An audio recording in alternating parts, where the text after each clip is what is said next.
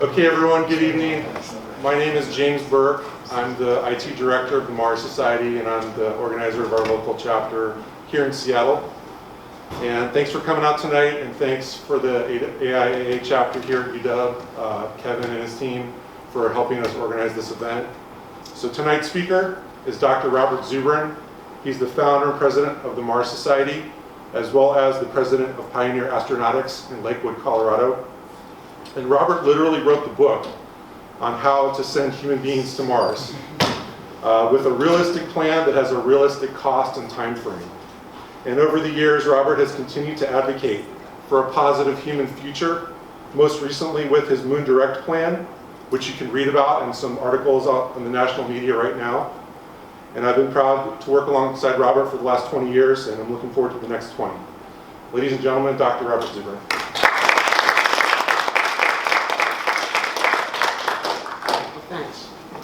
Thanks for coming out on a Friday evening to hear what I have to say and for your interest in this subject of war. Because I think that this is the most important subject that there is. Humans to Mars within a decade. How can anyone propose such a thing? Those of you who have followed this subject in any way have seen illustrations like this as a concept of how we might go to Mars. This is a NASA concept. You'll notice it does have heritage. It's based on the Imperial destroyers and Star Wars. It's a fairly sizable ship. Mars is here for scale. So, you know, there it is. It's a gigantic spaceship with, 100 megawatt nuclear reactor, which is to say 1,000 times as much power as on the International Space Station, and gigantic ion engines, I think, in this particular example, and built on orbit in orbiting spaceports, and fueling facilities, an entire orbital parallel universe needs to be created in order for this to operate. And clearly, if this is how we're going to Mars, we're not going in 10 years, okay? Or 20 years, or within the lifetime of any person in this room. But this is not a plan to go to Mars. What this is, it's a plan to, or try to give a sense of reality to a vision of a science fiction spaceship. Okay, it's an attempt to create a concept that NASA is working towards the achievement of this paradigm. It's not a real plan to go to Mars. We do not need to create giant science fiction spaceships in order to go to Mars. What is needed to send people to Mars is a capability. Mars is not about creating giant spaceships. Mars is about sending packages, sending a payload from the surface of the Earth to a surface of Mars that is capable of supporting a small group of people, and then sending either that or a comparable payload back. So it's not about creating spaceships, it's about sending packages. Now, the packages do have to be somewhat more substantial than what are required for the robotic missions that have occurred. We need a heavy lift vehicle. But, in fact, we had them in the 60s, and we have a semi-heavy lift vehicle that's 3/4 reusable right now. This, of course, Saturn V was not reusable at all. And the NASA is going to have a vehicle with 3/4 of this capability flying within a couple of years. So heavy lift is not science fiction. It's a capability we have. It's a capability we kind of have again now and will shortly have substantially in the very near future. So if you have this kind of capability, how might you do a Mars mission? So this is the mission sequence chart for the plan that I and some collaborators, notably a man named David Baker, developed at Martin, Indiana, which is now Lockheed Martin, back in 1989, when they still had people at the company who could do math. And we'll get into that shortly. But but here's how you do the mission. Okay, in the first year of active flight operations, you launch one of these boosters, and you use its upper stage to throw a payload of around 40 metric tons to Mars. And this is more or less within the capability of the SLS. It's a bit more than you can do with Falcon Heavy. It's less than you could do with the BFR. You know, Elon Musk, as you may have heard, has proposed a fully reusable launch vehicle, which he proposes to not only launch, to reuse, but fly all the way to Mars, refuel it there, and then fly it back. I do not think that that is, if you had a BFR, that would be a wise way to use it. You'd have to produce several thousand tons of propellant on the Martian surface to send it home. You'd only get to use it once every 4 years. But as a fully reusable launch vehicle capable of lifting 150 tons to LEO, what's not to like? But anyway, whether this is a BFR or an SLS or some other comparable vehicle, a New Armstrong, a vehicle in the 120-ton to LEO class can send 40 tons on trans-Mars injection. So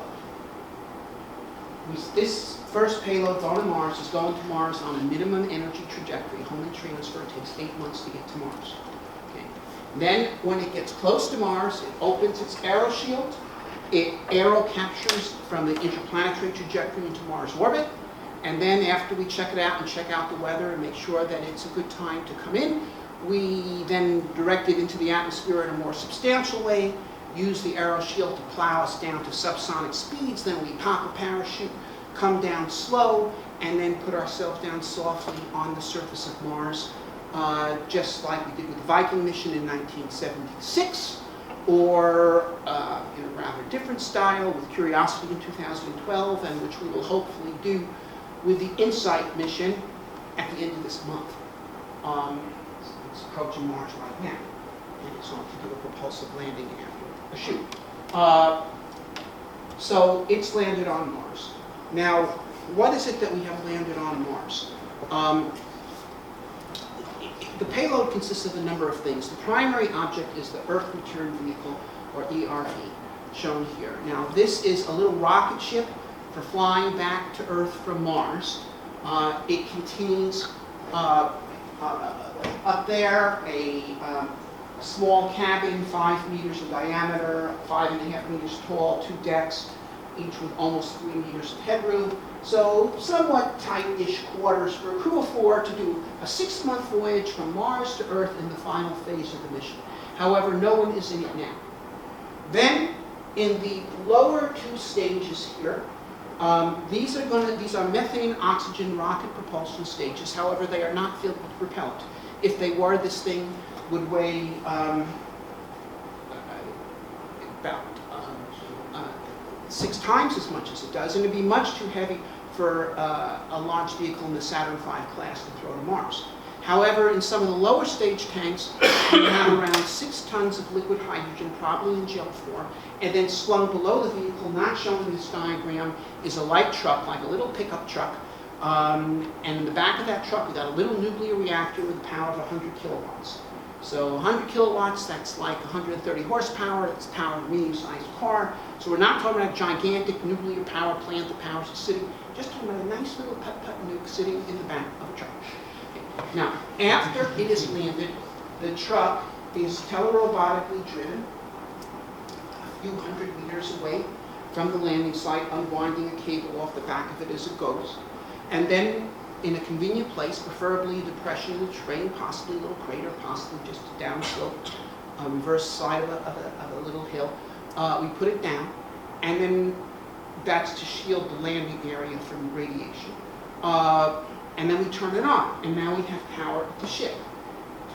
And what we do then is we run a pump, and we suck in the Martian air which is carbon dioxide gas, 95%. CO2 can be reacted with hydrogen in the presence of a catalyst, and it will produce methane and water. This reaction is known as the Sabatier reaction. It's been around since the gaslight era, well over 100 years.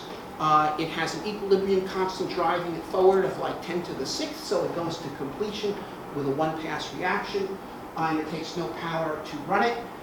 So you're turning this hydrogen and CO2 into methane and water. Methane, natural gas, great rocket fuel. In fact, it is the rocket fuel that is going to be used on the Vulcan rocket that is being developed jointly by Boeing and Lockheed Martin, as well as, of course, the New Glenn, as well as BFR.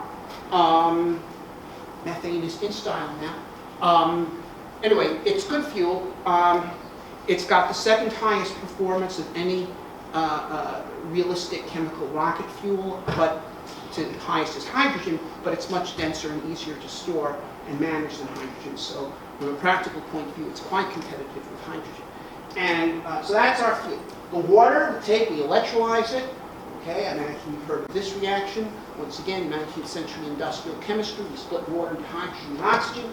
The oxygen is stored, that's the oxidizer for the fuel. The hydrogen is recycled to make more methane. And then to get the right balance, the right amount of oxygen to burn the methane optimally, we have a third reaction in which we take CO2, we split it into carbon monoxide and oxygen. The oxygen we store to use, the carbon monoxide we vent as waste. You can do that on Mars, there's no EPA there, it's great. When you're all done, what you've managed to do is take 6 tons of hydrogen from Earth and turn it into methane oxygen on the surface of Mars. So that's a leverage of 18 to 1. Okay, and if you think about it, okay, it's like a pioneer being able to acquire the useful mass of a bison for the transported mass of several bullets and cartridges. And, you know, a long time ago, Kraft Erica, who was one of von Braun's people, explained this to me. Not this particular reaction. He was talking about making oxygen on the moon and bringing hydrogen to the moon. Okay, but it's the same concept, where in that case, the hydrogen-oxygen rocket has an ISP, specific impulse of 450 seconds. But only 1/7 of the propellant is coming from Earth. That is, the hydrogen and oxygen burn at 6 to 1. Okay? So if you take 7 times 450 as the effective specific impulse, that's 3,000 seconds. That's comparable to electric propulsion, but at high thrust. So what you're actually doing in this kind of system is you're taking the heavy power system and you're putting it on the ground and you're storing its energy up in propellant that is made there, and then you can release that at high thrust in a very lightweight chemical rocket engine. Now in this case, we have an ISP of 380. We have a ledger of 18 to 1. So that's like 7,000 seconds effective specific impulse. Okay? So there you go. The right place for the reactor is on the ground, not dragging it around across space. Anyway, so you can make this propellant this way. And now we have a fully fueled Earth return vehicle sitting, waiting for us on the surface of Mars. So, it took 8 months to get to Mars. It took 10 months to make the propellant. That's 18 months total. There's 26 months between launch windows from Earth to Mars.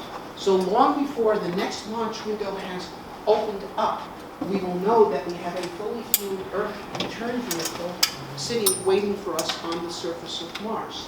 Okay, and that being the case, at the next launch window, we launch 2 more boosters off the Cape. One shoots out another Earth return vehicle fuel factory deal, and the other shoots out a habitat with a crew of 4 astronauts in it.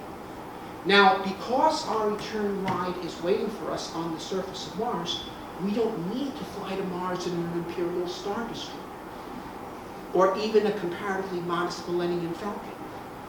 We can fly to Mars in a tuna can. And this is very fortunate because, as you know, tuna cans have been proven to be a very practical shape in commerce. This is, though somewhat larger than the Chicken of the Sea model, it's about 8 meters in diameter and 6 meters tall. So it's got 2 decks, each with 3 meters of headroom. The upper deck is the real habitation space. The lower deck is more of a cargo hold, garage, workshop kind of place. Okay, so here is one conceivable layout of the upper deck of the hab. You have a little stateroom for each of the 4 astronauts. Okay, toilet, science area, exercise area, galley, wardroom, and then that circle in the center, that is the solar flare storm shelter. Wouldn't that be better downstairs? It's conceivable you might want to put it downstairs for a number of reasons, actually. But in this particular design, they wanted to have the complete open space downstairs to make it possible to have a ground over there and all sorts of things and move it in and out and so forth. Okay, but from a strictly radiation point of view, you're right, it would actually make a little more sense to put downstairs. Anyway, here's the point. There's 2 kinds of radiation that you're worried about in interplanetary space. The solar flares, there's cosmic rays, and they're quite different from each other. Solar flares come from the sun. They are events that occur on an irregular basis, unpredictably, although higher probability during solar max than solar min, and which will occur, and in the course of a few hours, you can deliver 1,000 rems of radiation to an unshielded astronaut, which is enough to kill either immediately or after a comparatively brief period of radiation sickness. So there's a prompt effect. That's the bad news. The good news is that the kind of radiation that solar flares are made of are protons with energies of about a megavolt, a million volts. And that can be stopped by 5 inches of water, or things that from the nuclear point of view are essentially the same thing as water, such as food, or things that water and food become as the mission unfolds. And, and you have enough of that on board to pack it in around the limited central area. And if a solar flare happens, the alarm bell rings, the crew goes in there, they're stuffed pretty tight. It's almost like being on the New York subway or something, except no solicitors coming through. If that happens, you have a different problem. But anyway, you're packed in there for a few hours, and the all clear rings, you come out, and that's how you're safe against the solar flare. The other kind of radiation, though, is the cosmic rays. And they don't come from the sun. In fact, it's not actually clear where they do come from or how they can come from any place, because they are particles that come into our solar system with energies not of millions of volts, which is the energy that's typical of a nuclear reaction, like fusion, for example, that powers stars, but billions of volts, 1,000 times more energy particle per particle than a solar flare particle. An energy per particle that is greater than that which can be produced by any known reaction. But nevertheless, they exist, okay? And they come zipping into our solar system from interstellar space, 1,000 times more energy for each particle than a solar flare particle. And they don't come now and then, they come all the time.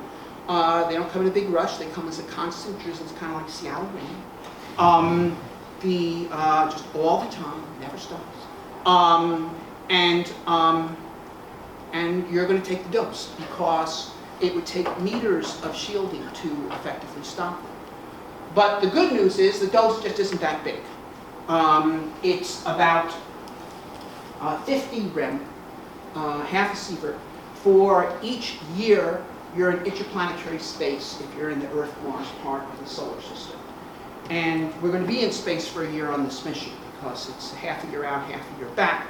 On Mars, you're going to be on Mars a year and a half, but on Mars you can have lots of shielding, you can have Mars underneath you, you can throw sandbags on the roof of the ham, which, by the way, is effective because the Martian atmosphere, as thin as it is, it's only 16 grams per square centimeter looking straight up to the zenith. If you're coming through the atmosphere slant-wise, it can be equivalent to several feet of water, which is significant shielding.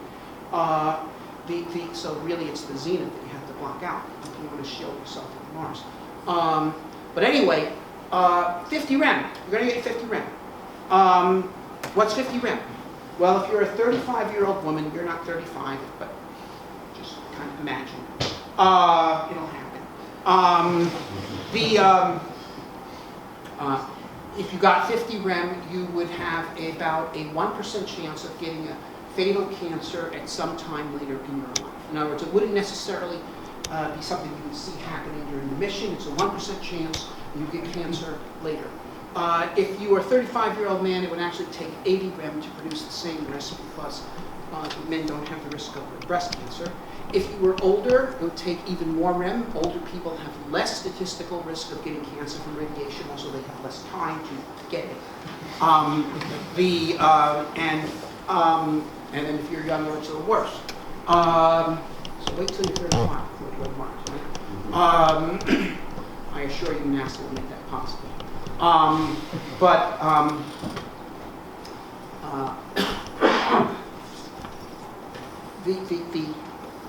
Okay, give or take, it's a 1% risk you're going to get cancer from this, assuming no advance in medical technique. Now, okay, that doesn't sound like something that the FDA would recommend for the general public, but you have to put it in perspective. Right now, if you're an average American and you do not smoke, you have a 20% chance you're going to die of cancer. This will make it 21. If you're an average American smoker, it's 40. So, in fact, if you picked smokers for the crew and sent them to Mars without their tobacco, you would be reducing their chance. So, one reason to send people to Mars might be for their health. Now, and then I just want to comment, because this always, makes the NASA always plays this up whenever they talk about why they have to postpone going to Mars, the great radiation risk. Okay. There's already something like a dozen cosmonauts and astronauts that have taken this much cosmic ray dose due to extended stays on the space station or the Mir or combination thereof. There's their names, and there's some more now since then. This Peggy Whitson can be added to this group. Because the cosmic ray dose in low Earth orbit is 50% of that in interplanetary space. Earth's magnetic field does not block out gigavolt particles, does not. The space station is shielded from one side by the Earth, that blocks out half the sky. Okay, that's pretty good shielding. But the side that's seeing space is getting half the dose that you would get on your way to Mars. So if you spent enough day effects in space, and it's not radiation. Radiation, people fixate on radiation because it's kind of eerie. But it's zero gravity. There have been severe health effects in space travel, long duration space travel, due to zero gravity deconditioning of the crew. They lose bone, they lose muscle, it affects vision, it can cause nausea, it can do all sorts of things.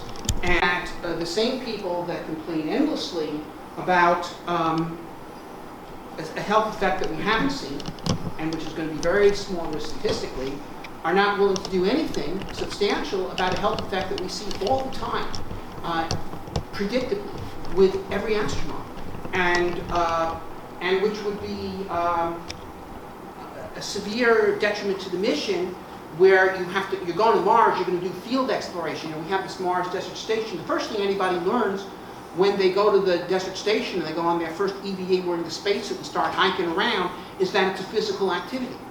Hiking around in a spacesuit is like heavy-duty backpacking. So you do not want to decondition the crew before you do it. I recommend artificial gravity. Now, the NASA space medicine community is dominated by zero-gravity health effects researchers that raise all kinds of complaints about the technical complications of artificial gravity. It would be much simpler if we just had a cure for zero gravity.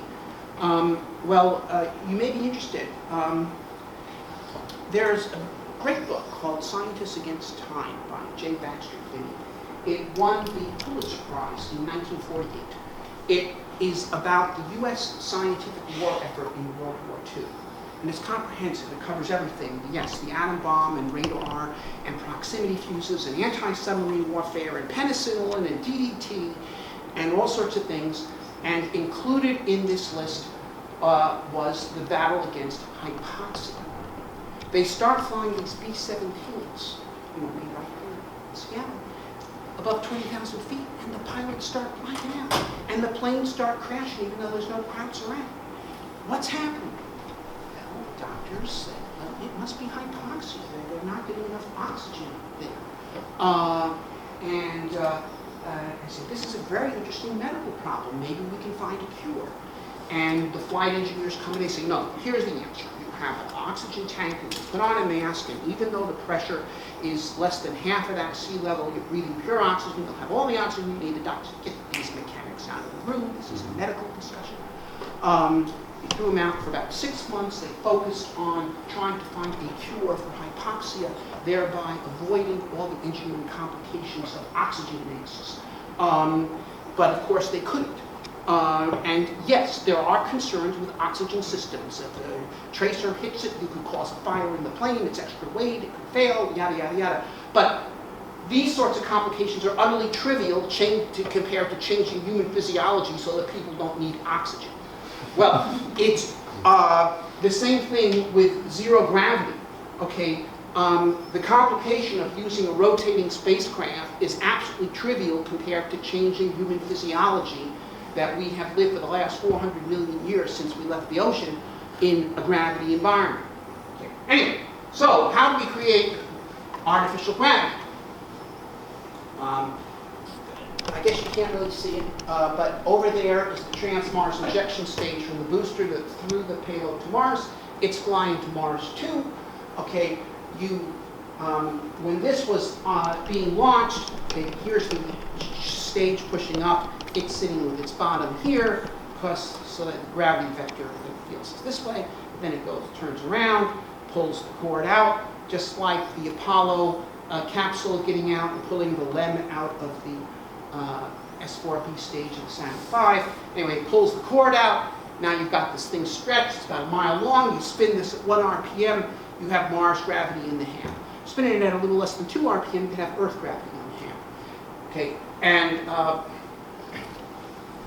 and that's how we make gravity on the way to Mars. And by the way, I think we should test this.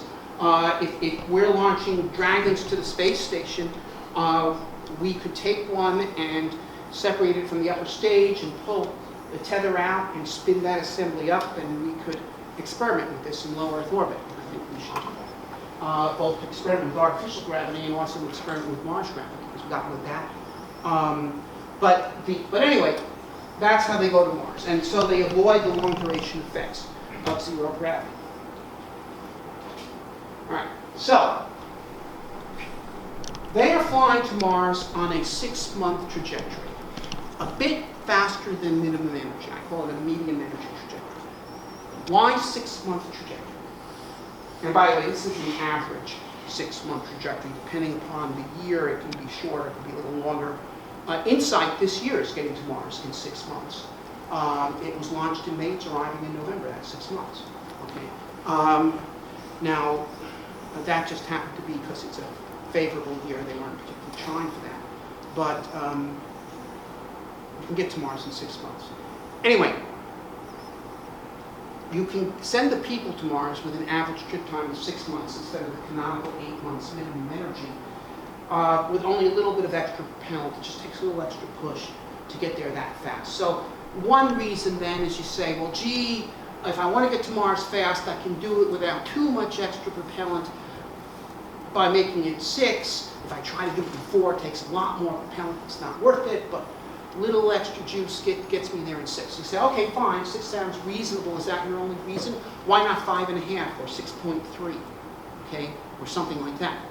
Well, the answer to that one, why exactly 6, is because the trajectory that gets you to Mars in 6 months is also the trajectory that if you decide not to go to Mars, it loops around to about 2 astronomical units away from the sun, and then it comes back and it reaches the Earth exactly 2 years after you left. So the Earth has gone around the sun twice, and it's there to meet you.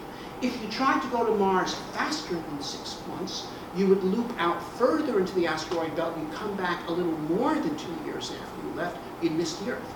If you go slower, you'd come back before 2 years in this theory. So this is the free return trajectory. So people talk about going to Mars fast. They're mistaken. It's not the right. In other words, if you had a superior propulsion system like nuclear thermal rockets, where the penalty to go a bit faster than 6 months would not be substantial, you'd still want to go in 6 months and just use the superior propulsion capability to increase your payload, rather than trying to get there in 4 months, because you're much, this is the free return. Anyway, you're getting there in 6 months. You fire a pyro bolt. That cuts the tether. Upper stage and tether go away into interplanetary space. And you go and you aerobrake into Mars orbit. And then after you check it out, you go and you enter the atmosphere and land at landing site number 1, where the fully fueled Earth return vehicle is waiting for you. Okay, now, we've been on the ground with robotic rovers at site number 1 for a couple of years now. They've explored the total vicinity. They've identified all the landing hazards. They put a radar beacon on the ground exactly where you should land. We have an ace fly in this thing. You should be able to land right on the spot. X marks the spot. You are there. And you know, well, some of you may have read about Apollo. Some may even remember Apollo. But we landed within 200 yards of a surveyor spacecraft that had been put on the moon a couple of years before. And we have much better guidance systems today. So we should be able to do it. But let's say we don't. Let's say we land 50 kilometers off course, the spectacular landing error. Okay? You can imagine a pilot coming into SeaTac and missing it by 50 kilometers. Okay. Or even 100 kilometers, or 300 kilometers. We're okay, because we have a pressurized ground roving vehicle that with us that has a one-way range of 1,000 kilometers running on a methane oxygen engine. And so it would really take a spectacular landing error to land outside of the radius of action of that vehicle. So, you know, you could land 50 kilometers off, you could then drive to the return vehicle. But let's say you're not even that good. Let's say instead of landing 100 kilometers, 300 kilometers away, you land on the wrong side of the planet, which would represent a very significant problem with the pilot selection process. If that were to occur, you're still okay, because we have the 7 Earth return vehicle following us to Mars. And if you land on the wrong side of the planet, we could bring that one down to land near us wherever we did land, and that one would land accurately because it would be automated.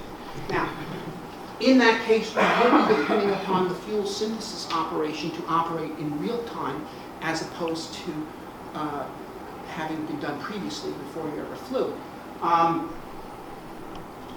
But the success of the technology has already been proven by the success of the first return vehicle in making its propellant. And we do have a human crew on the scene to fiddle with the propellant-making gear should it malfunction while they are there. Although in this particular example, you would not want to let the pilot participate. But still, you have 3 other people. Anyway, this is a 3rd level mission backup after landing accurately and being able to drive there. So 3rd level backup is that we can use a secondary return vehicle. If that fails, we have a 4th level backup, which is that we have the whole crew on Mars where there is natural gravity, where there is substantial radiation protection available from the Martian environment, and they got enough supplies with them to last for 3 years. So if worse comes to worse, we just tough it out on the surface of Mars until the next launch window can be opened up and more supplies and another return vehicle can be sent down to us at that time. So what we have is a 4-layer defense in depth on the mission, all of which involve carrying off the mission, and we have one abort option, which is the free return. But, so that's a pretty good backup for this whole situation.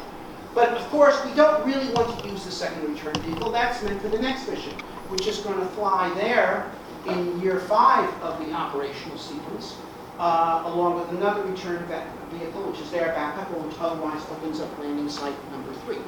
So the idea here is every 2 years we're launching 2 boosters off the Cape. One to open up a new site, one to explore the previous site. That is an average of 2 boosters every 2 years, is an average of 1 per year. Okay. to have a continuous program of human exploration of Mars. And one per year, when we were launching shuttles in a serious way, we were launching an average of 6 a year. So you're talking about using 1/6 of our heavy lift capability to support this program, which means we could do the moon simultaneously, asteroids simultaneously, all three simultaneously. I just proposed the moon program that has limited need for, it has some need, but limited need for heavy lift boosters. After it gets going, it really only needs medium lift boosters. We'll talk about that.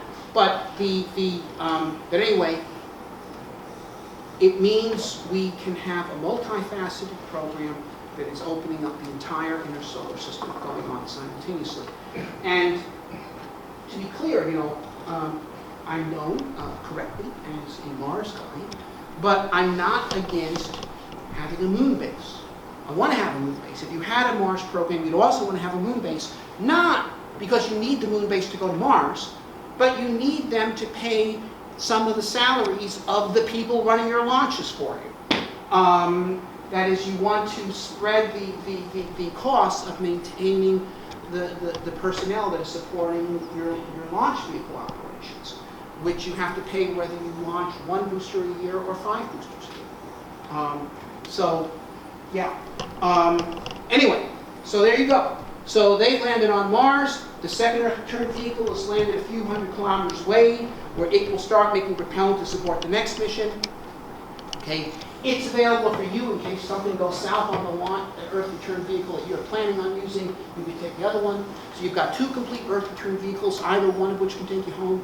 You got 3 habitation volumes to live in. That is the big one in the hab and the 2 smaller cabins and ERVs. You're multiply backed up.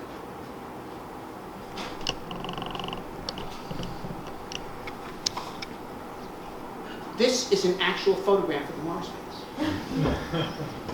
So, habitation module, Earth return vehicle, pressurized rover for exploration. Probably can see it with a light truck that was used to deploy the reactor as a backup vehicle for this one. Some photovoltaics, which are backup power for the reactor.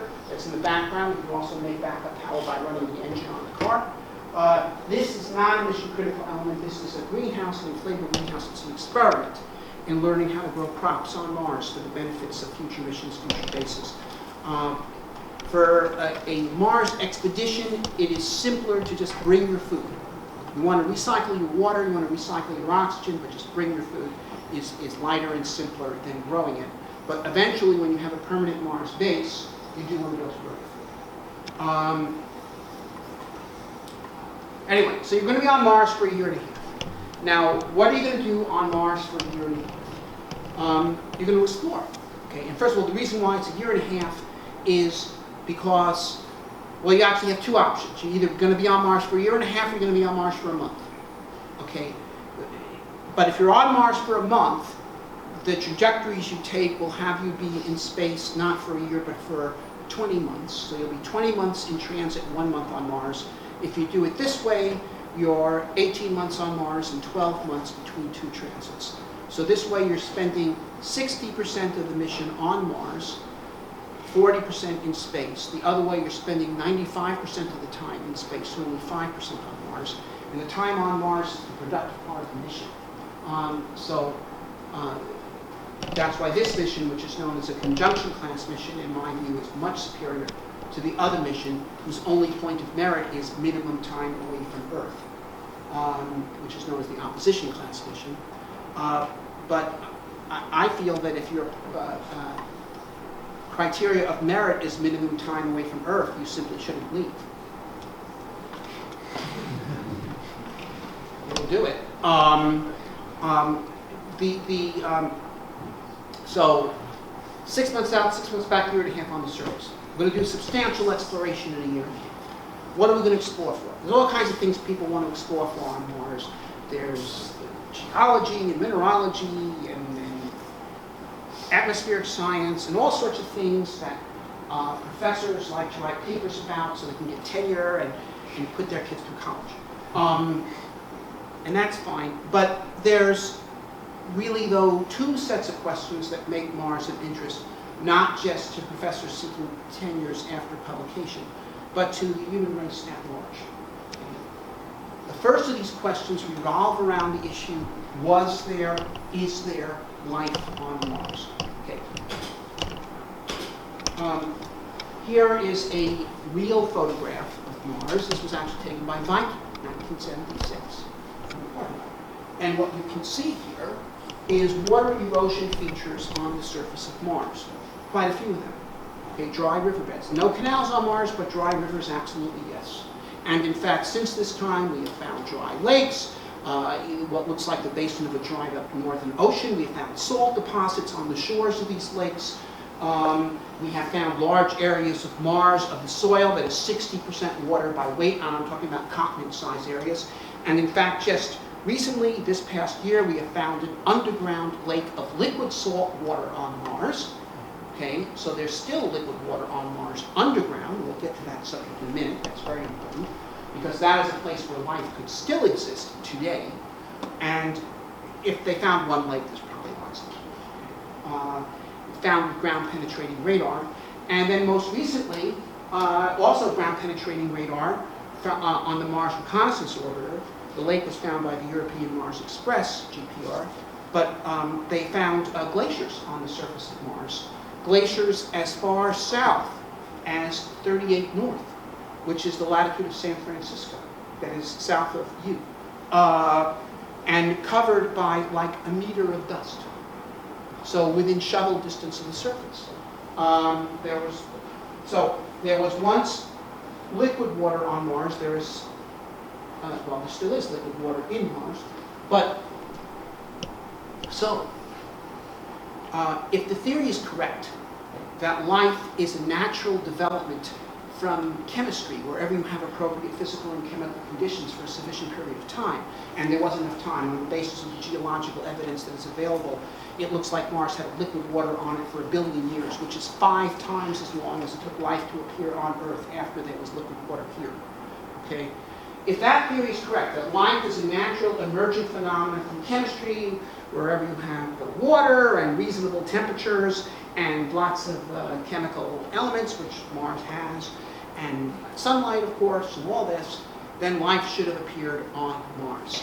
And if we can go there and find fossils of life on the surface of Mars, that would prove that the development of life in chemistry is a general phenomenon in the universe. And since we now know from the Kepler Space Telescope that planets around stars are a general phenomenon in the universe, it means life's everywhere. And by the way, I heard a summary presentation by the astronomer Sarah Seeger a month ago, summing up the Kepler mission.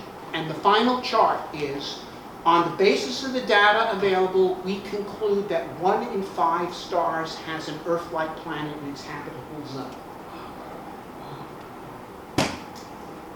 Earth-like planet, habitable zone. Habitable zone means basically the right temperature for liquid water.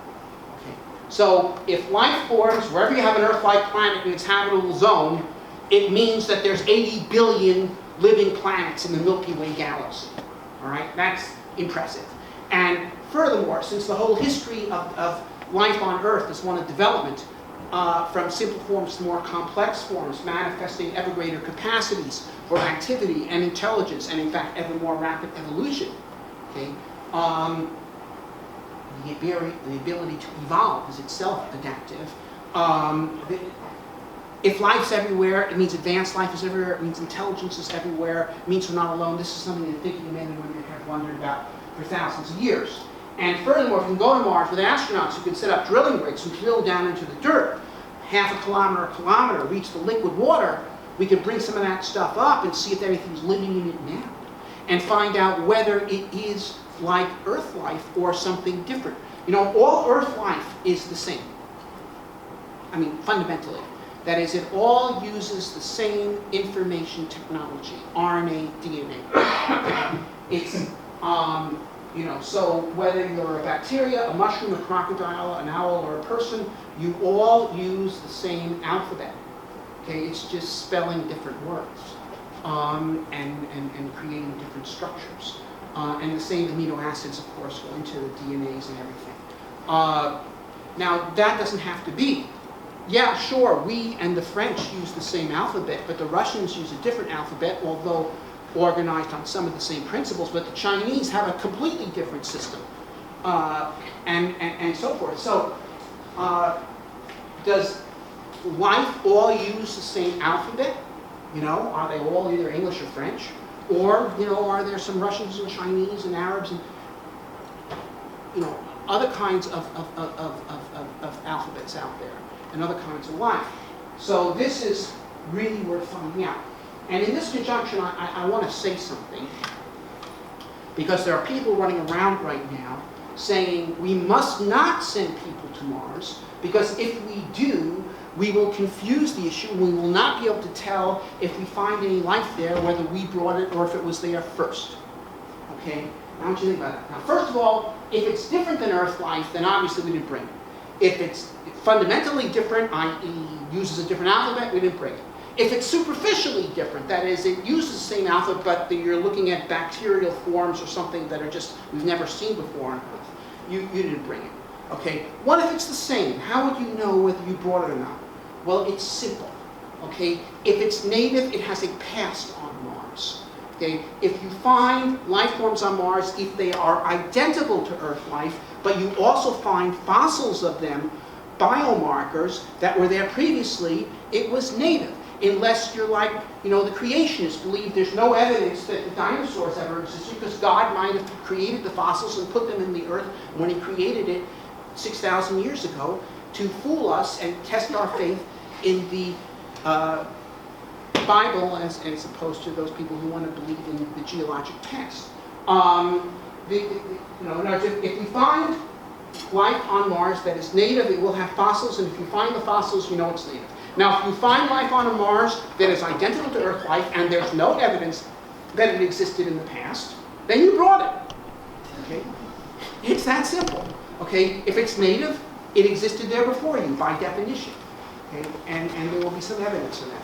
So, and you really want to send people there to do this. You know, at the Mars Desert Research Station that we have, it's a very interesting area geologically, and in one of our very first motorized EVAs in spacesuits, we made a find of dinosaur fossils, and we reported it, and it was subsequently followed up by professional paleontologists, and it is now proven to be one of the largest finds of dinosaur fossils in North America in decades. It's as big as Dinosaur National Monument.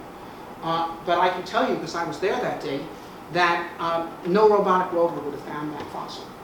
Couldn't even have gotten to the place where the fossil was, let alone identified it among all the other rovers there. So, there you go. If you want to know, you got to go. So we're going to explore on Mars to resolve these questions. And then, after a year and a half, okay, it's time to go home. So we get in the Earth return vehicle, we start it up, and we take off and fly back to Earth.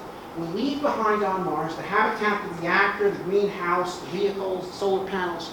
Is that bad, leaving all this very expensive aerospace equipment behind on Mars? Don't you really want to bring it back? No, we don't need to bring the stuff back. We have a lot of stuff here already. The idea of Mars missions is to go to Mars with as much stuff as you can and come back with as little as you can. Because everything you leave behind on Mars is available for the use of future missions. So, here's a map of Mars. Texas, which I guess you can see is there for scale. If you see Mars is much bigger than Texas. The vehicle, it has a one-way range of 600 kilometers, means it has a sortie range out and back of 300 kilometers.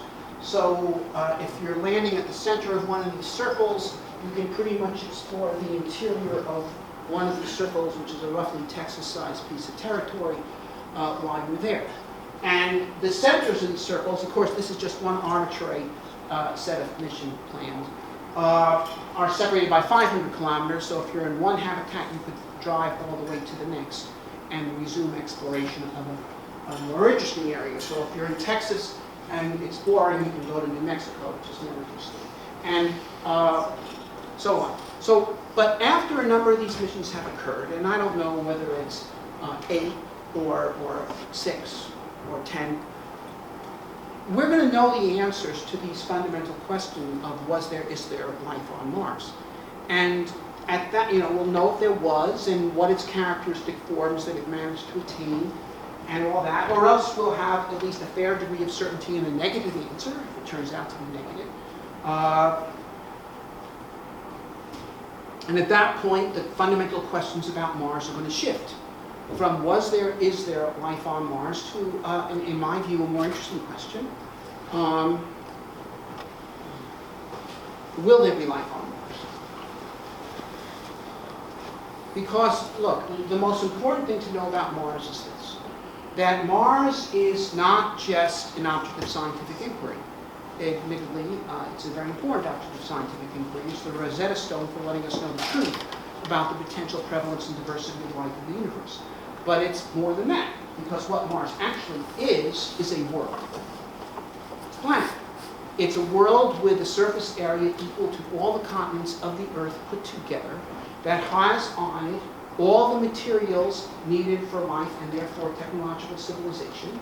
And if we can go to Mars and learn how to turn those materials into resources, there's no such thing as a natural resource. There's only natural raw materials. It is human creativity that turns raw materials into resources. It's people that are resourceful. Okay? If we can go to Mars and turn those materials into resources, then we can make Mars habitable. Now, what do I mean by make Mars habitable? Do I mean terraform the planet? Like in Star Trek II, The Wrath of Khan, where the barren planet is transformed into a fully living world filled with forests and meadows and butterflies and chipmunks and flying fish. That is the plan, yes. Okay. That's exactly what I think. But that's not what we're going to do. That's not what we here in this room are going to do. That feat is beyond our time. But what we can do, okay, is transform the planet in a different sense, which is to say intellectually. Because if we can develop the technologies that allow us to turn Martian materials into resources, Mars Direct takes the first step of making fuel and oxygen out of the atmosphere and eventually water, but we've learned how to extract hot water from the subsurface and get a lot of water and geothermal power, learn how to make bricks and ceramics and glasses and plastics and wires and tubes and habitation structures. If we can move up that progression of craft, then Mars becomes a place which is habitable, because whether or not a place is habitable is fundamentally a question of whether you can take the materials there and make them into resources for you. One can starve to death in 2 weeks, the other could live there indefinitely in relative comfort, because one knows how to turn the materials there into resources and the other is not. It's the same here. If we can do this on Mars, develop this craft, then Mars becomes a place where people can settle, where new branches of human civilization can develop, and where in the fullness of time it can grow in size and industrial capacity and technological sophistication to the point where they can actually address the question of physically transforming Mars, improving the environment, making an Earth-like world, so that ultimately the goal of the program is not just bring life to Mars, but bring Mars to life. And that's what this is about. And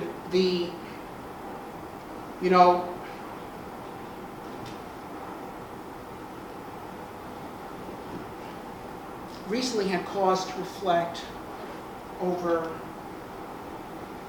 the course of my career, and really it began in a serious way in the 80s and took off in the 90s. And in the 90s, there were people writing books with titles like The End of History, The End of Science. Okay, it's over. Everything significant that could be done has been done.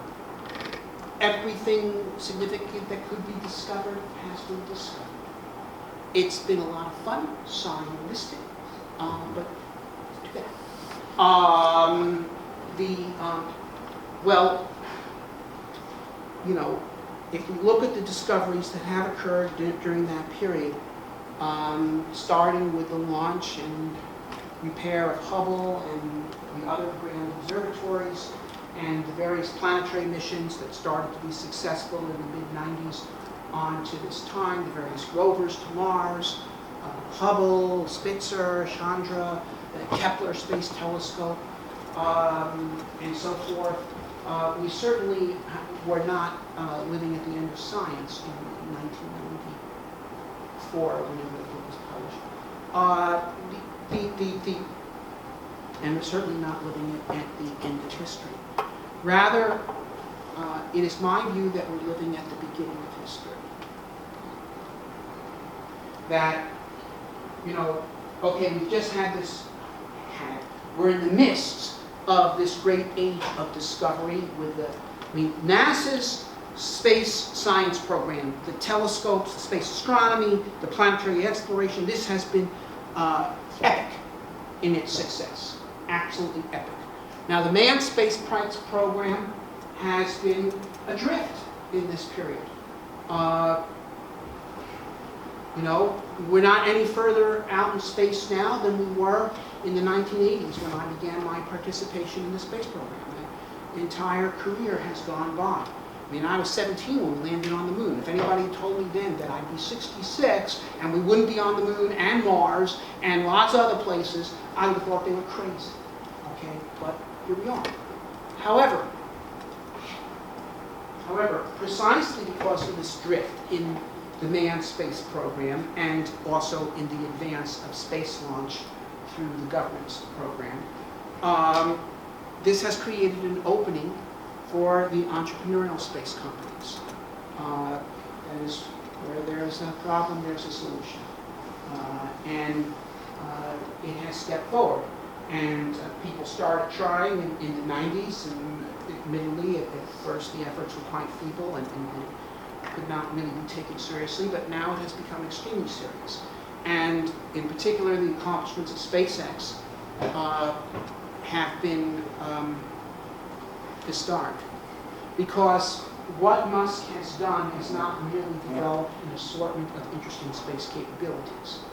He has proven that it is possible for a well-led, lean entrepreneurial organization to do things that previously it was thought that only the governments of major powers could do. And not only that, do them in 1/3 the time at 1/10 the cost that have been considered normative in the aerospace industry, and even do things that have been considered out of bounds altogether, such as making launchers that land right back at the landing site. This was the sort of thing that there were people at Boeing talking about doing in the 70s, immediately following Apollo. Yeah, let's approve the Saturn V and make the F-1 flyback and so forth. And then it's like people just forgot that we could do great things. But now it's been proven again. And as a result of this accomplishment by Musk, okay, there are aerospace startups getting funded all over the place. Okay. Of course, there's the obvious competitor Blue Origin and the Stratolaunch and so forth, but I'm aware of half a dozen other companies, smaller ones that have gotten funding in the $100 million range based on the possibility that they could actually enter this game.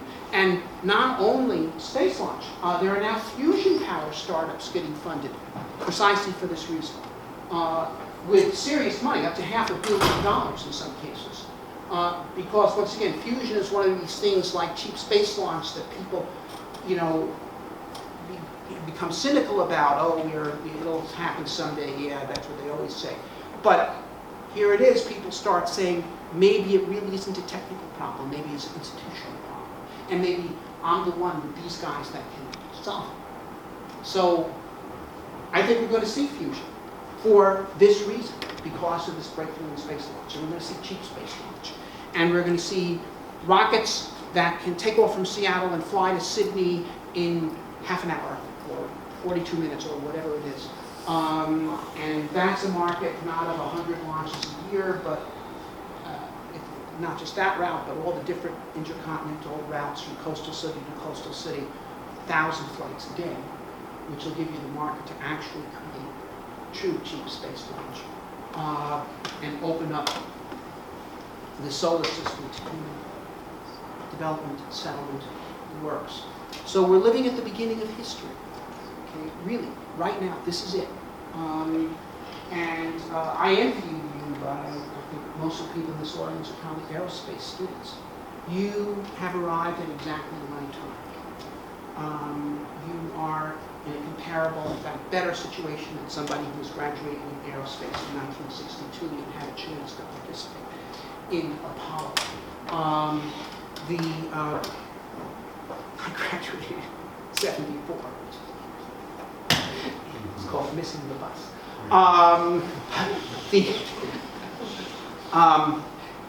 But here you go.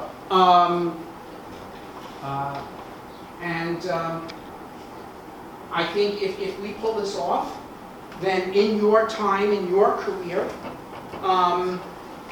you will have a chance to, when you look back at the end, say when I started, we were just starting this great adventure, and now here we have settlements on Mars and among the asteroids and probes all over the outer solar system, and my God, it's been great. And furthermore, you'll be able to look into the future and care to, and easily imagine that 500 years from now, there'll be new branches of human civilization, not just on other planets in this solar system, but in many solar systems in this part of the galaxy. And when those people look back at this time, what will they think was significant? Will they care who took the House this year? Or which gang of thugs prevailed in Syria? Or what happened with the Brexit? And so forth. They won't even know about this stuff. But what we did to make their spacefaring civilization possible, that's what's going to matter. This time is going to be remembered because this is when we first set sail for our worlds. And I congratulate you as being people who are going to have a chance to make it happen. Thank you.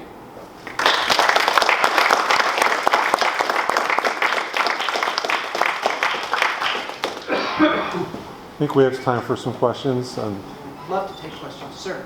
I'm aware that your assessment of the current political will for manned space exploration might be less than stellar right now. But what is your assessment of public will, given the developments of the last few years and the usability of heavy, green, things of that nature? The public is fantastic. I mean, could you imagine a baseball team that loses every game, but the fans keep turning out?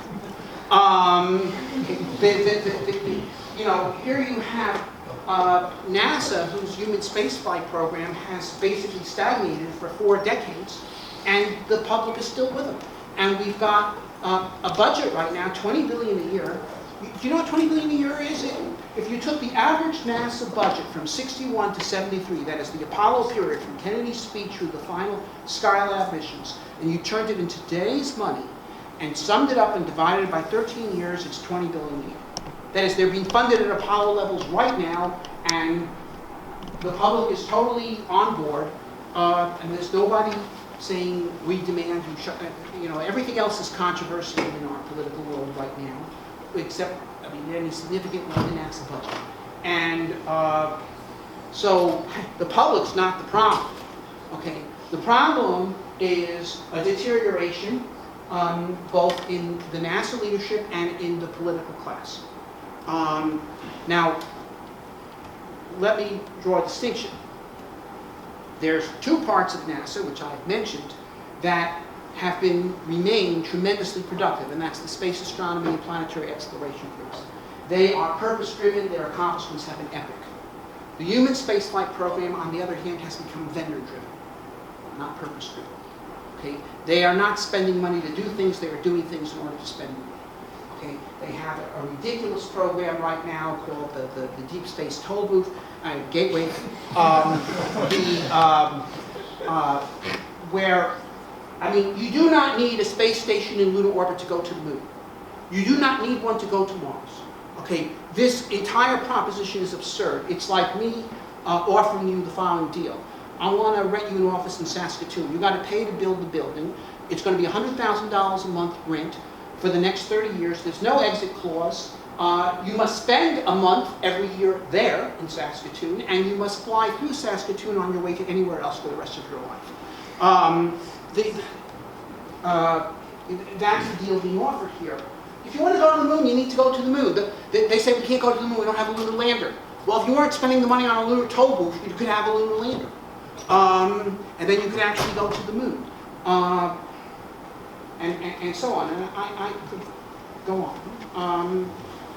Things being discussed, like Lockheed Martin, which is playing to the customer about basing the lunar activity in orbit. Okay, they've just proposed this lunar lander, which is colossal. It's 22 tons dry mass, 40 tons of propellant, and it can go from orbit down to the surface of the moon, bring back 1 ton of water from the surface to bring it back to orbit to be electrolyzed to make propellant. So it uses 40 tons of propellant to get enough water to make 1 ton of propellant.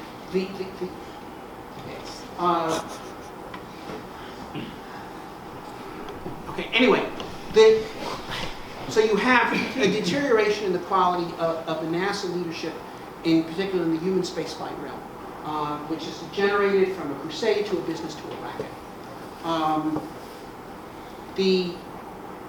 And then, of course, the political class has deteriorated as well. I recently gave a talk in Europe in which I mentioned this, and I said, well, compare JFK to Trump. Okay, compare Trump to JFK, and they all snicker. I say, okay, compare Theresa May to Churchill, or Macron to Charles de Gaulle. Same thing. The people that got us to the moon were the younger brothers of the people that won World War II. And they knew how to do things. They knew how to get big things done. They knew how to pull together around national interest and not sabotage it on the basis of partisan advantages. They won the war. They built the interstate highway system, and yeah, they did Apollo, and a lot of other things. And now, I mean, it's not just Trump. I mean, look, Obama, they got $1 trillion for a stimulus package. With that money, they could have built interstate, fast transit, electromagnetic levitated trains, and all this stuff. Nothing was built. Nothing. And they got tied up, not by the Republicans even, but by the red tape generated by their own agencies. So there's been a deterioration of the political class and of a part of the NASA leadership.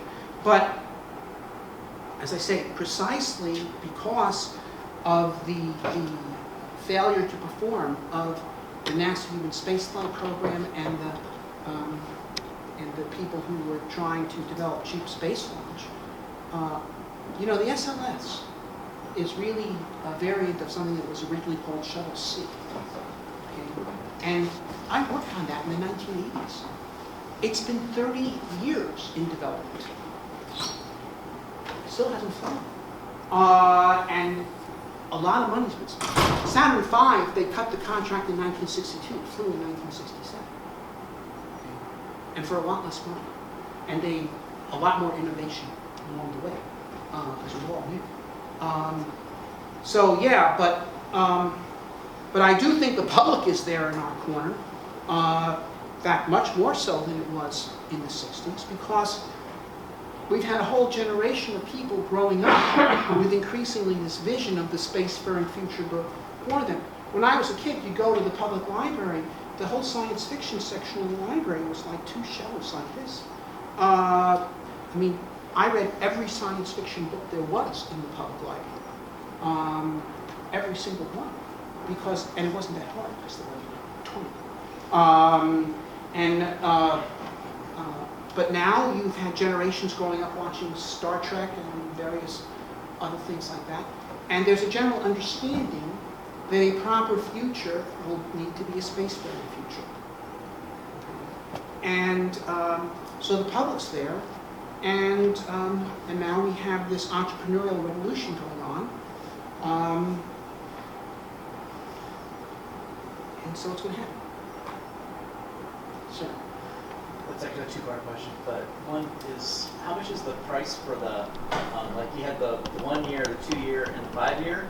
And the second part of that would be, have you considered, or could you think that that could be crowdfunded? Because we have so much public support worldwide, not just the United States. Well, okay. Well, first of all, when this was conceived, which was in 1990, it was conceived as a program that would be done by NASA. But NASA in its efficient mode. NASA sometimes in an efficient mode, where they say, here's something we want to do, and this is our budget, let's figure out how to do it, and do it. Okay? As opposed to, well, here's a program, how long can we charge to it? And keep this ball in the air. It shouldn't take 30 years to develop a heavy-lift launch vehicle. It shouldn't take 20 years to develop a capsule. Okay, Orion. I guess that's only been going on 15 years. That's the point. But the original Apollo capsule was developed in 5 years. Even though, and that was longer than it should have taken because they were interrupted by the fire. But in NASA's efficient mode, we could look at this as developing all this hardware is a $20 billion proposition, and then each mission by the copy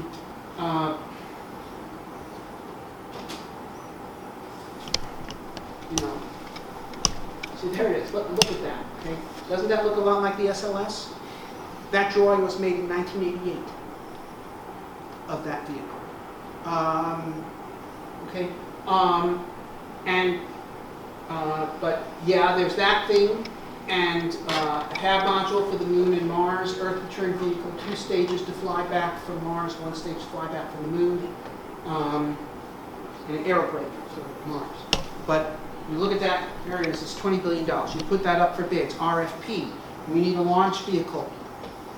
We're willing to do this fixed price, $5 billion, got to be flying in 5 years, got to be able to do 100 tons. Who's bidding? Boeing had bid, Martin had bid. In those days, there were also additional companies, Lockheed, Northrop, McDonnell Douglas, more forgotten. But they'd all bid. And if you did this today, the new Lockheed Martin, Boeing would still bid, and so would SpaceX, and so would Blue Origin, and so on. It's $20 billion to develop the hardware, and then each Mars mission by the copy, $2 billion each Moon mission 1.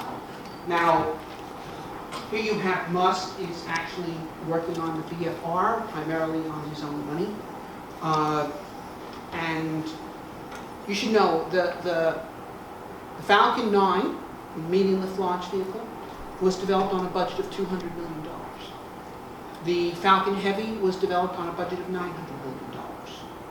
Okay. He's not planning on spending more than $10 billion on VFR. Okay. And that's a fully reusable heavy-lift vehicle. And eventually they'll figure out the right way to use it. And then once you have that, these sorts of things, I mean, I think the kind of cost numbers that I just threw at you, if they're done in the entrepreneurial world, could be a factor of 3 less. And then you talk about crowdfunding.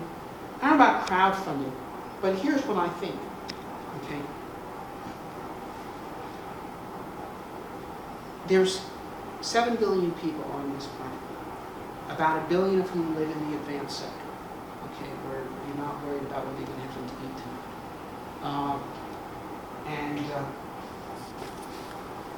Which, by the way, is a fairly recent development since World War II. But there it is, it's true. Okay, 1 billion people living outside of urgent want. And of them, very conservatively, at least 10% believe it's important for the human future that humans expand into space. I think in America it's probably closer to 30%. Europe less.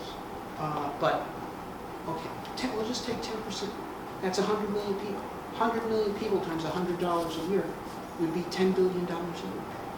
That's enough to fund the colonization of Mars. So, if you wanted to fund the colonization of Mars through public subscription, which, by the way, how the Pilgrims funded themselves, how the Mormons funded themselves, how the Jews going to Palestine funded themselves. Mars needs a Theodore Herzl.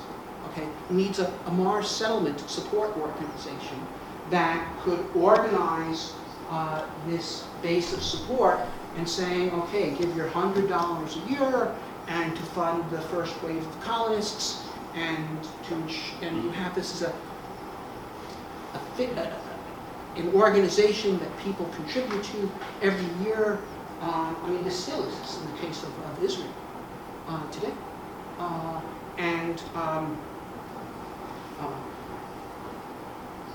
Yeah, that will do it. I mean, no, I don't think it can be funded by a Kickstarter campaign or a reality TV show or something. But if you actually had an international Mars settlement support organization, I think you could finance it until such time as it became self-supporting. And I'll also tell you how I think it can become self-supporting.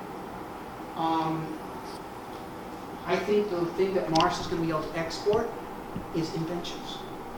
Because a Mars colony will be a group of technologically adept people in a frontier environment where they're going to be forced to innovate.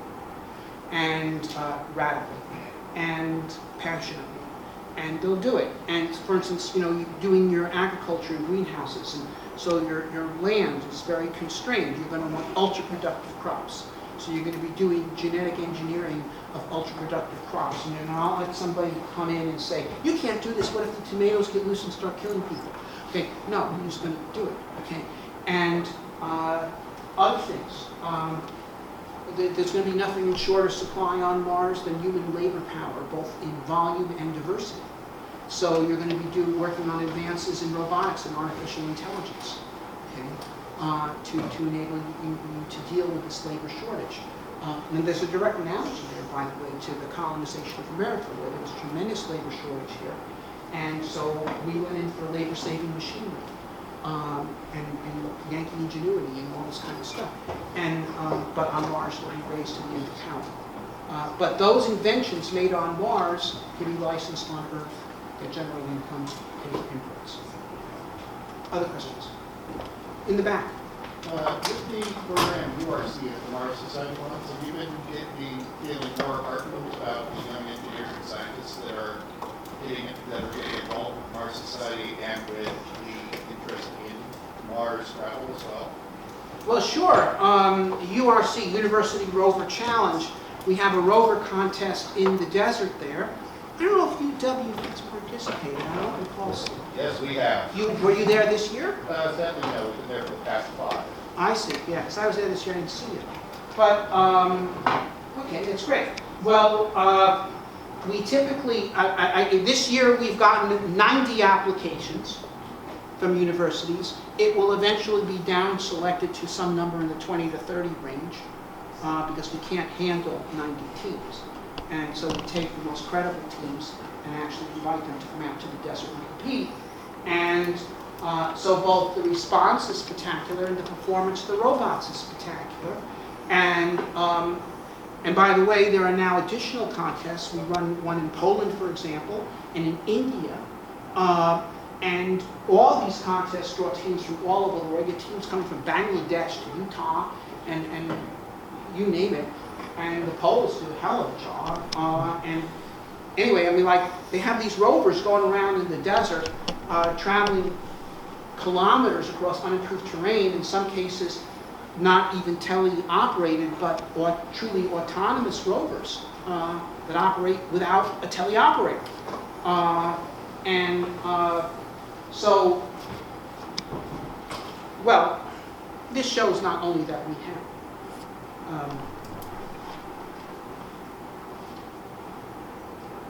good engineering students around the world, but it showed that, you know, these kids are, sorry, young? Okay. No one's paying them to do this. If you actually were to look at a typical URC contest and try to figure out how many engineering hours went into creating all these robots and everything, it's like $10 million worth of work each time has been done for free just due to wanting to do this. But also, I think this shows, imagine if we really had a Humans to Mars program, what it would do for the education system. What it would say to every young person, learn your science and you can become part of exploring new worlds. We get millions of young engineers and scientists out of it. If anybody ever asks you, how would this meet the needs of the present, okay, that's how, by creation of massive amounts of intellectual capital. We actually had this in the 1960s. The number of scientists and engineering graduates in this country doubled during the 60s. At every level, high school, college, PhD. Okay, I was actually one of them. Although I'm a little unusual in that I actually ended up doing space. But the rest of them went off and built Silicon Valley and got rich and all that. But and did other stuff in other fields, medicine and so on. But I would argue that the payoff from Apollo in terms of spin-off was not Teflon and other such particular innovations that NASA likes to point to, but simply the volume of intellectual capital that was generated that then went off and worked in every field and, you know, did this and lots of other stuff like that. And but yeah, I'm very impressed by the URC. Other questions? Sir? 4 years ago, we did a colonization Mars study of the E-41. And where we got hung up was that initial step that you talked about was once you get the people down, what do they do for a living? In other words, they still got to buy toothpaste and toothbrushes from Earth, but they can't sell anything to pay for the toothpaste and toothbrushes. And that really hung us up. Okay.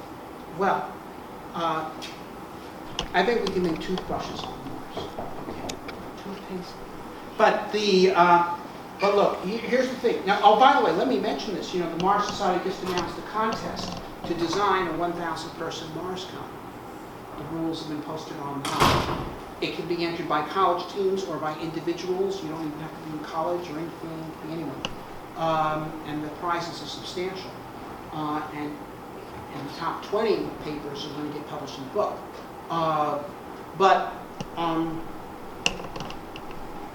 Yeah, look, first of all, what you need to do is develop the technologies to make all the bulk heavy stuff on Mars, to make food, water, oxygen, steel, plastic, etc.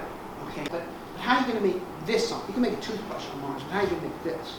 Okay, this is pretty complicated, right? And this involves a division of labor involving 1 billion people. So you're going to have to import this, or most of this, from Earth. Okay, and I believe that the best exports to pay for these imports will be intellectual products. As I say, patents, the inventors colony. Now, you might ask, well, okay, sure, you can send a bunch of crack engineers to Mars to be your colony, and they'll make inventions, and that will produce a profit, and maybe you can get the people in Silicon Valley to invest billions of dollars in this because they're going to get the money from the patents. But then someone in the back of the room says, well, why don't we just build the colony here in California? You say, well, for taxes. But but aside from things like that, you wouldn't have the level of commitment. If you recruited a bunch of engineers to be part of your inventors colony in California, so it was a nice gig, I'll do this for a while, and maybe I'll do something else. You know, if you had the people on Mars, you're recruiting people that are zealots for the backbone of steel. You're recruiting people comparable to the Pilgrims, to the Mormons that went to Salt Lake City. to the Jews that went to Palestine. Okay? All these people did these things for transcendental reasons. Okay? All these people had more comfortable alternatives available to them. You know, the Mormons stopping in Salt Lake City, they could have come to Washington or Oregon or California. Jews who went to Palestine couldn't come to America, right? So if you have a group of people who want to do this because they want to do it, because they think this is something important that I can do in my life. This is something that has immortal significance. Okay? So I'm not doing this because this is the easiest way that I can live comfortably and have money and be retired. This is something that I want to do because I want my life to be important. And then you go there and you figure out how to make it work. And that's how it works. Yeah. You want to know the answer we came up with? Yeah. We sold real estate. Okay? There's all these adventure tourists that have been everywhere on Earth, and they're willing to go to Mars for a period of time if there's good facilities there. So we put the settlers to work building top-notch tourist facilities on Mars till there's enough infrastructure to do everything. Well, that's one way to do it. There's other things. I mean, look, if you can create land becomes valuable when you put a house on it. Or if there's power available near it so someone else can put a house on it. So yes, you can be selling land, you can be building facilities. There's a whole value chain there that can be developed. Other questions? Sir? So SpaceX is saying 100 people to Mars and 100 metric ton vehicle. And I think kind of the Mars Direct is more of a short step of 4 to 6 astronauts going to the surface of Mars for a while. So do you have any thoughts on the differences between those two visions and if they're compatible and if there's kind of an evolution between them or not? Well, sure they're compatible. I mean, look, I wrote a detailed critique of the interplanetary transportation system shortly after Musk published it in Guadalajara in 2016. Okay, and the ship then was extremely large, 500 times, and this and that is flying it all the way to Mars and back. And they were going to have 1,000 of them, so you transport 100,000 people to Mars every opportunity, and so you'd have 1 million people after 10 convoys and so forth. And I don't think that that is a realistic approach to the colonization of Mars. That's, I think the way you will colonize Mars is first you land a crew to explore, maybe several crews to explore. You identify the best place for a colony. Then you land a crew and they're there to stay. And they start building greenhouses and such so that they start creating an agricultural base in advance of larger numbers of people. And then you send more people and they expand the facilities. And as you create a larger agriculture and industrial base, and as you do that, then more and more people can come. I don't think that a transport of the kind of the ITS or the BFR, which is 1/3 the size, is realistic for going all the way to Mars. It doesn't make sense. Because if you go all the way to Mars, you have to refuel to fly all the way back. The flying back essentially empty. And it doesn't get back for 2.5 years, which means you can't actually use it until 4 years after it left the first time, because it'll get back after the next launch window. So you're getting to use this giant spaceship once every 4 years. If you just use it for Earth to orbit launch, and it's reusable, you could use it several times a week. And then dispatch habitat craft to Mars, and people can be living in those habitat crafts, and those habitat crafts land on Mars, and they're a house on Mars. So, I mean, look, always the cheapest way to travel is to ride the freight. And so if you're sending houses to Mars, you're sending people in those houses, rather than sending cruise ships to Mars and bringing them back with no one there, leaving the people off on Mars with no place to stay. But nevertheless, that said, if we use the BFR that way as a fully reusable 150-ton Toledo launch vehicle, and then shoot habitat craft off to Mars with people in them, that's a very strong instrument for settlement or exploration, either way. If you did want to launch larger payloads and you could refuel the BFR on orbit, as Musk proposes, I would just refuel it enough to send it on like translunar injection, a highly elliptical orbit just short of Earth escape, and then release the payload from there. And then the BFR is back in Earth orbit a week after it left, and you could use it several times a month instead of once every 4 years. That would be, and you can send much larger payloads that way. But in no case would I send it all the way to Mars. Other questions? Sir? So both SpaceX and NASA have sort of tentative hopes of sending humans to Mars within the next couple of decades. Do you have a rough estimate or idea on how long you think it would take to establish a permanent colony? We'll talk about this in a minute. But to answer your question, well, first of all, you have to want to do the colony. NASA has much more resources than Elon Musk, but Elon Musk has a desire to actually do the colony. And you know, where there's a will, there's a way. Where there isn't a will, there isn't a way. So here's what I think.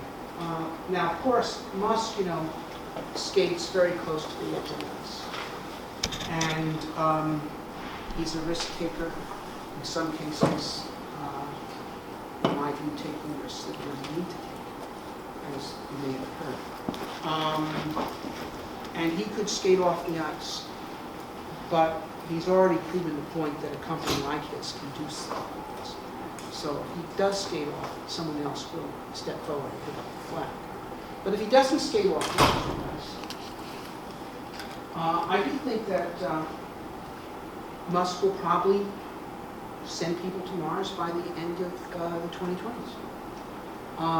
And I think that 10 years after that, we could have a permanent Mars base. So that's what could happen if Musk does not fail.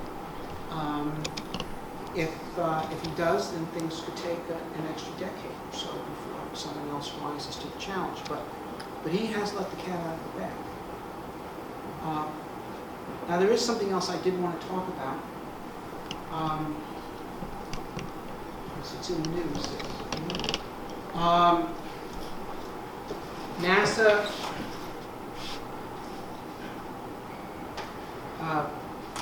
is drifting in terms of how to do the moon. Now, of course, one way to do the moon that would work would be to just do it the same way we did Apollo with a lunar orbit rendezvous. And it does not have to be particularly inventive to say, let's do it the way we did it before. So it is kind of surprising that they are so severely at a loss. But I think, though, that if you actually view the lunar mission in terms of having a permanent lunar base, there's a better way to do it. The lunar orbit rendezvous mission was quite useful for Apollo. We're just having a sortie to the surface of the moon. It reduced the mass of the mission and made it possible to do with a Saturn V. But the lunar orbit rendezvous is not particularly attractive for a lunar base because you don't want to have somebody up there playing Michael Collins for a month while people are conducting activities on the surface of the moon. And they are not part of the useful crew. They're soaking up cosmic rays for no particular purpose. And there's other issues. Direct return from the moon to Earth has the advantage that everyone's on the moon and your launch window to Earth is always open. But it was not adopted in Apollo, even though it was the first thing considered, because if you're taking the propellant from Earth, it's mass inefficient. But if you are making propellant on the surface of the moon, then a lot of the mass defects of that approach go away. And since we now know there is water at the poles of the moon, we can make hydrogen and oxygen propellant out of that. You could come back that way. But there's an even better way than that, in my view, which is, this is the moon direct plan that I recently published. It has 3 phases. The first phase, you just use your launch vehicle, we'll not use a Falcon Heavies here, but if you want a heavier payload, if the SLS actually flies, it could, this could deliver 10 tons to the surface of the moon. SLS could deliver 15. So you've got some halves that you put on the surface of the moon, okay, and some other equipment. So that's phase 1. That's with no people. Phase 2 is with people. So how you do it? Let's say you're using SLS, so you have a 15-ton lander that can weigh 15 tons of cargo. You have a vehicle that I call the Lunar Excursion Vehicle, which is a lightweight vehicle comparable to the Apollo 11. The Apollo 11, the Lunar Excursion Module, its upper stage, including the cabin, had a mass of 2 tons. Okay? And that was built with 1960s materials. Now, it only had to do a delta V of 2 kilometers a second, which it did with storable propellants. I'm going to demand more for my gun. I'm going to demand 6 kilometers a second, but I'm going to use hydrogen oxygen, which has got a higher specific impulse, higher exhaust velocity. And in particular, a 6 kilometer a second delta V. And on the initial missions, we're going to have to send it to the moon with the propellant that it will need to come back. That is, if you have it, let's just say you can build it for 2 tons. To do 6 kilometer a second delta V with hydrogen oxygen propellant is a mass ratio of 4. And then it's the wet mass of the vehicle is going to be 4 times dry mass. So if it's 2 tons dry, it's 8 tons wet, and it's 6 tons of propellant to do 6 kilometers a second. So, but our lander can deliver 15 tons to the lunar surface. So it could deliver the Lunar Excursion Vehicle with its return propellant to the moon. And so this lifts it up to orbit, and then you have a Falcon 9 with the Dragon, goes to orbit, transfers the crew to this, and then this is delivered to the surface of the moon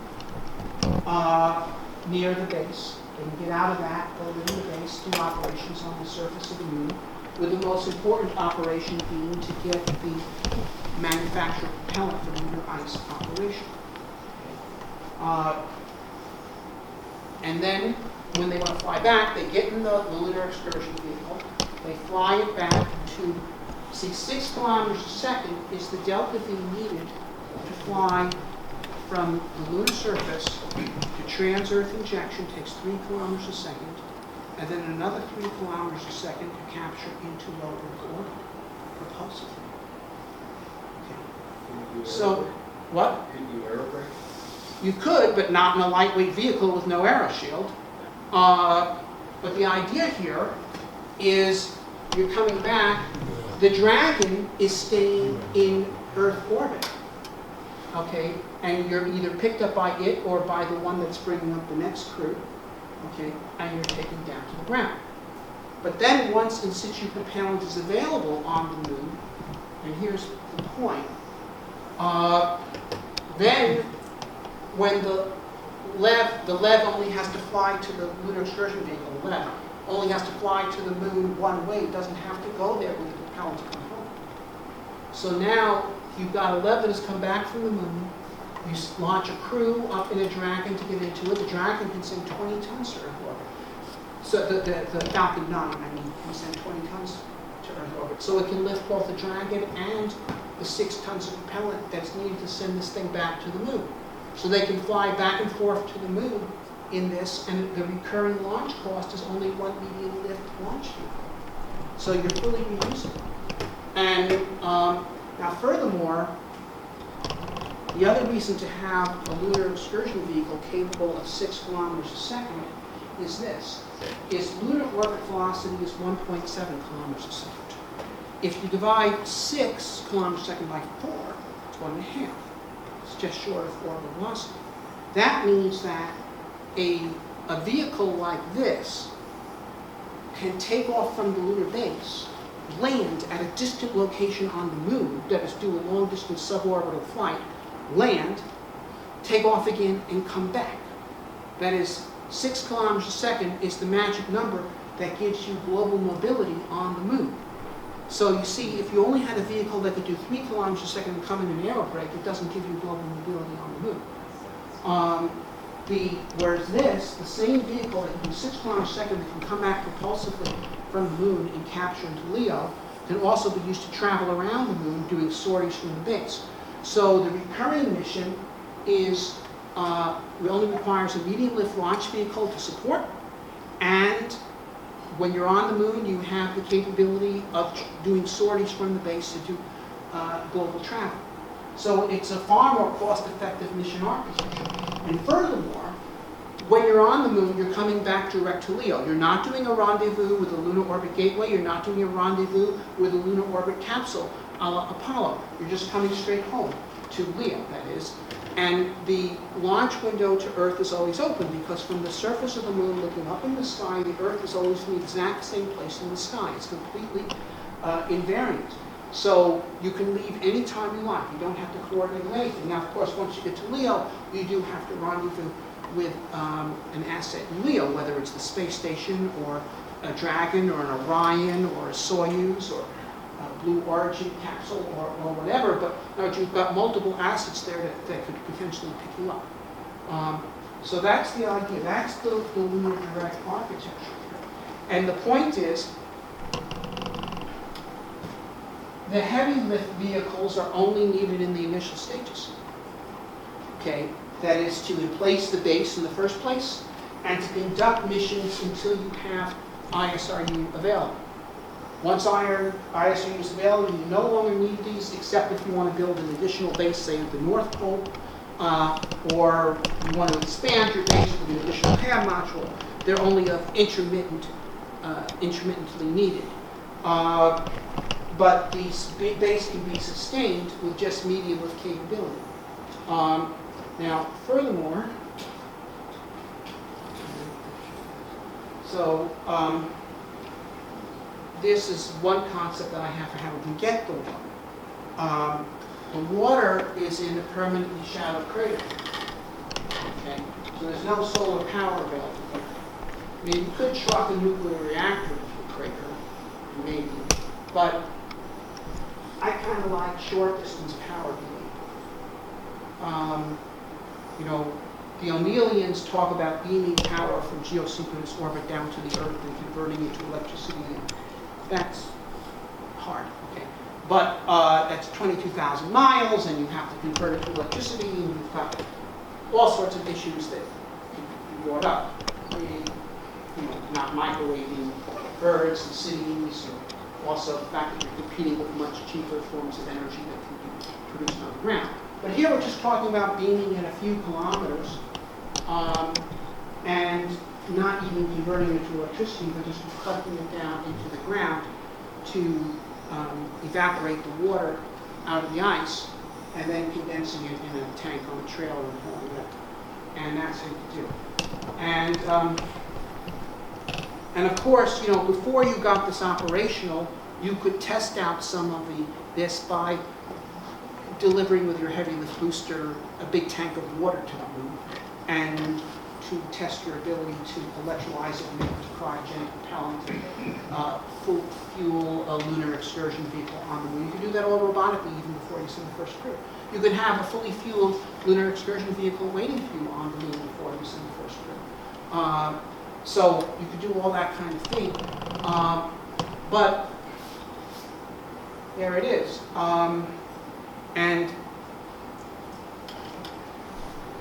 And so if we do things this way, we can have an extremely cost-effective lunar program that only needs the heavy lift capability in any serious way at the beginning. And after that, that heavy lift capability is liberated to be used to go to Mars. And so the moon program does not have to be a target that prevents us from doing anything else.